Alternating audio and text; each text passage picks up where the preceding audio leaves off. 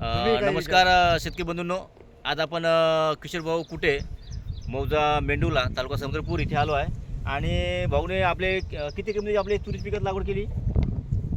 लागवड किती एकरमध्ये केली आहे तूर मी पिकाची? हे 7 एकरमध्ये तुरीची लागवड केलेली आहे. हां.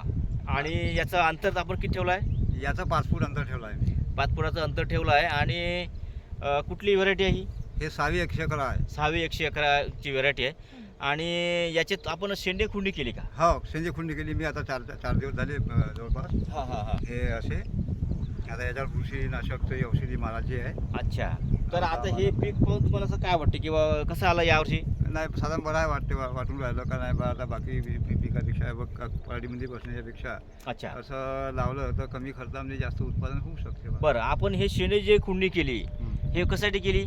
हे फुटवे यासाठी आणि फुटवे येऊन त्याला पुन्हा जास्तीत जास्त branch. ब्रँचेस निघाले पाहिजे. म्हणजे खुटवे ही जवळपास 40व्या दिवशी आणि 60व्या दिवशी पहिली कुंडी ही जवळपास 40व्या दिवशी झाली पाहिजे. हा. आणि दुसरी कुंडी जी आहे ही 60व्या दिवशी होणे खूप गरज आहे, गरजेचं. जेणेकरून उंच न वाढता त्याचा मोठा घेर जास्त झाला पाहिजे, जास्तीत जास्त फुटवे फुटले पाहिजे. हा. हा एकमेव उद्देश राहते. हा. आणि आपण ते खुंडल्यामुळे आणि दिसूनच राहिला आहे हा. की जास्तीत जास्त फुटवे काढलेले आहे, हा, जास्त न वाढवता खाली जास्तीत जास्त ब्रँचेस येऊन राहिला आहे. येऊन राहिले. तर आपलं अपेक्षित उत्पादन ह्यात काय?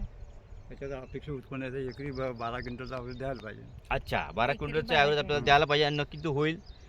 आपण हा जो तुरीचा प्रयोग केला आहे ह्या खर्च अभिनव आहे. हम्म.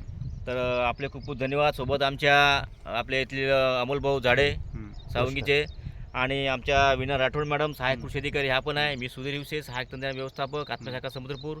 आपण सर्व इथे उपस्थित झाले त्याबद्दल आपल्या सर्वांचे धन्यवाद. धन्यवाद. चला.